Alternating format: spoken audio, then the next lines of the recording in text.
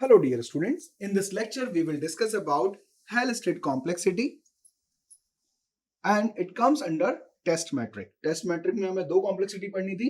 पहला साइक्लोमेटिक कॉम्प्लेक्सिटी जो हम कंप्लीट कर चुके हैं। Now Halstead complexity. So Halstead complexity measures a software matrix introduced by Morris Howard Halstead in 1977. तो मॉरिस होवर्ड हेल्स्टेड जो थे, इन्होंने 1977 में हेल्स्टेड कॉम्प्लेक्सिटी को इन्वेंट किया। Halstead made the observation that matrix of the software should reflect the implementation or expression of algorithm in different languages. आप किसी भी पर्टिकुलर लैंग्वेज में, मैं यहां पे लैंग्वेज की बात करूं, हमने एल्गोरिथम को इनकॉर्पोरेट किया, हमने उस एल्गोरिथम का इंप्लीमेंटेशन किसमें लिखा? लैंग्वेज में लिखा। अब अगर एल्गोरिथम की बात करें तो हम सूडो कोड को कंसीडर कर सकते हैं। सूडो कोड क्या होते हैं? लैंग्वेज इंडिपेंडेंट होते हैं। बट यहां पर हमने बात की है कि एल्गोरिथम जो है उसको हमने लैंग्वेज में बाइंड किया। ये जज कर रहे हैं इसी पर्टिकुलर लैंग्वेज स्पेसिफिक क्राइटेरिया पर। बट इसमें उन्होंने एक चीज एक्सक्लूड कर दी, वो था प्लेटफॉर्म।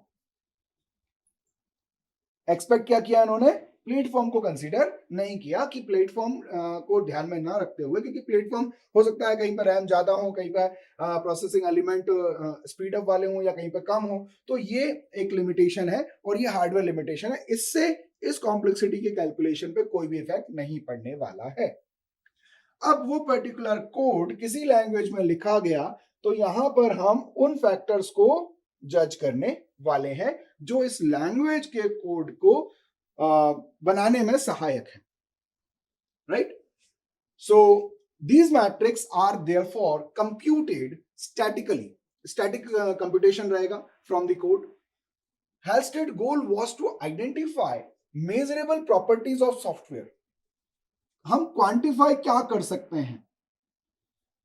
Q1, Q2, Q3 ये जो वैल्यूज हैं ये निकल के आए इस पर्टिकुलर लैंग्वेज कोड को कंसीडर करने के बाद।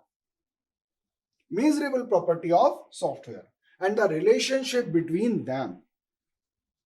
और अगर मेजरेबल प्रॉपर्टीज की बात करें तो उनका आपस में क्या रिलेशन है? तो ये थोड़ा सा कॉम्प्लेक्सिटी से और एक्स्ट्रा एक लेवल चला गया। राइट? मतलब कॉम्प्लेक्सिटी तो है, उसके अलावा उन पर्टिकुलर जो रिजल्टेंट्स आ रहे हैं उनका आपस में क्या रिलेशन है। सो एक नेक्स्ट लेवल कॉम्प्लेक्सिटी मेजर है ये जो बनाया गया। सो अगर हमारे पास एक लाइन ऑफ कोड, एक चंक है, इस पर्टिकुलर कोड का हमें हेल्स्टेड कॉम्प्लेक्सिटी कैलकुलेट करना है। सो यहां पर उन्होंने कुछ क्राइटेरिया, कुछ फॉर्मूलेज दिए हैं। सबसे पहले उन्होंने एक ऑपरेटर ईटा कंसीडर किया और ईटा 1 उन्होंने एक वेरिएबल बताया जिसको उन्होंने बोला कि हमें यहां पर ईटा 1 को रिप्रेजेंट करना है। मतलब what is eta 1? It is the number of distinct operator. Distinct operator जितने भी हैं वो किससे रिप्रेजेंट करेंगे हम? ईटा 1 से। ईटा 2 will be used to identify the number of distinct operand. Number of distinct operand. जैसे प्लस एक ऑपरेटर है, ए और बी ऑपरेंड्स हैं। राइट? अब हम बात करते हैं N1। चलो भाई, N1 क्या है? N1 total number of operator. अब यहां पर टोटल काउंट ऑफ ऑपरेटर है ना। सो टोटल ऑपरेटर कितने हैं ये उन्होंने रिप्रेजेंट कर दिया N1 से। अब N2 कैलकुलेट करने के लिए कहा गया। N2 क्या है? Total number of operands. Total number of operands ये आपने ले लिए। फ्रॉम दीज नंबर्स अब इनका हम प्रयोग करेंगे आगे की प्रोसेस में। तो ईटा 1, ईटा 2 ऑपरेटर कितने हैं डिस्टिंक्ट और ऑपरेंड कितने हैं? N1, N2 ऑपरेंड टोटल कितने हैं उस पूरे कोड चंक में और टोटल ऑपरेंड्स कितने हैं? सो ऑपरेटर और ऑपरेंड का टोटल काउंट अलग है। अब इन्हीं नंबर से हम कुछ मेजर्स, कुछ चीजें निकालेंगे। सो सबसे पहले निकालेंगे प्रोग्राम की टोटल वोकैबुलरी क्या है। So program vocabulary is equal to, और प्रोग्राम वोकैबुलरी को कैसे रिप्रेजेंट किया हमने, ईटा. This eta will be represented as the addition of eta 1 plus eta 2. So n is what? N is equal to eta is equal to eta 1 plus eta 2, not n, eta, right? So this will be a program vocabulary formula. Then हम बात करें length of a program. So program length will be calculated. Program length, and it will be represented by n. Now we can use n. Program length is what? It is n, and length calculate करने के लिए अपन को n1 और n2 को जोड़ देना चाहिए. चलिए भाई, स्टैटिक जा रहा है पूरा प्रोग्राम, आपने देखा हो, आप पहले भी अपन बोल चुके हैं कि स्टैटिक कैलकुलेशन है ये सारी. n1 और n2 का एडिशन करके n में वैल्यू आ गई. Calculated estimated program length, estimated program length is equal to, जिसको अपन रिप्रेजेंट करेंगे n बार से, n1 नहीं, eta 1 log base 2 eta 2 plus n2, again n2 नहीं, eta 2 log base 2 eta 2. So this will be the formula to calculate estimated program length.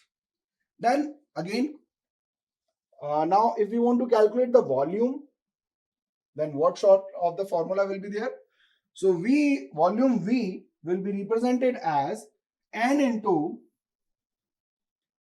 log base 2 of the eta, this program vocabulary. Then if we want to calculate the difficulty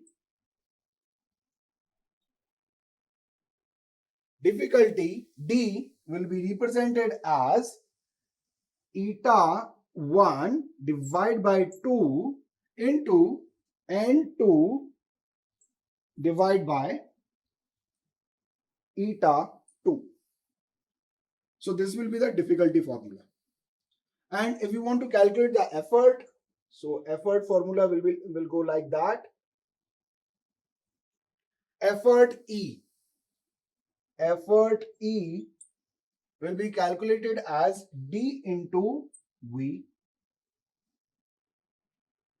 flow समझते चले जाइएगा, ठीक है.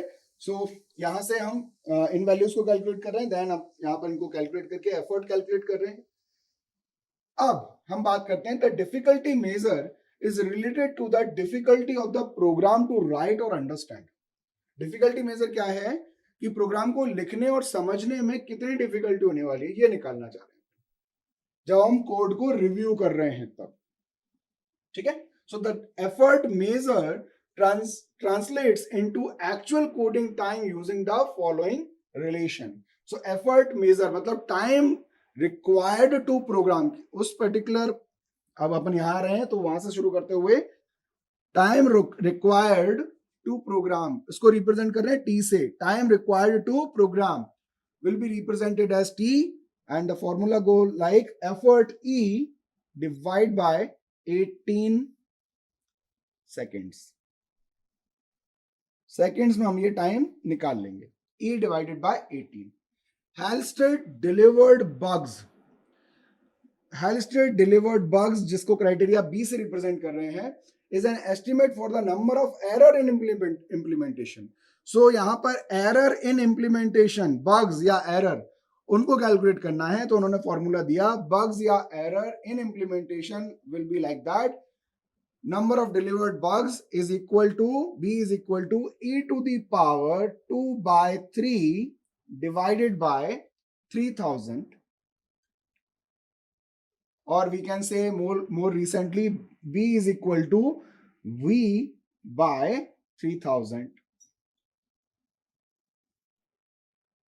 So these are the probable complexity formulas, or we can say the formula of proposed by Halstead. So go like that, and eta 1 eta 2 n1 n2, then vocabulary calculate करो, then length calculate करो, then estimated program length calculate कीजिए, volume v equal to put up the values, difficulty this formula, effort E is equal to d into v, and then time required to program, कितना time लगने वाला है programme करने के लिए, t is equal to e मतलब effort divided by 18. अब ये ही वैल्यू क्यों, 18 ही क्यों, e टू द पावर 2/3 ही क्यों, है ना। अच्छा, तो ये उन्होंने कुछ फैक्टर्स निकाले हैं जो स्टैटिक फैक्टर्स है ना, उससे उन्होंने ये वैल्यूज पुटअप की हैं, कांस्टेंट्स हैं, और उनसे हमारी फाइनल रिजल्टेंट वैल्यू निकलने वाली है। बी क्या था अपना, number of delivered bugs. So that's it for Halstead complexity. अब अगले सेशन में हम देखेंगे उसमें एक एग्जाम्पल के थ्रू एक कोड को कंसीडर करते हुए ये वैल्यू कैसे कैलकुलेट की जाए। Thank you.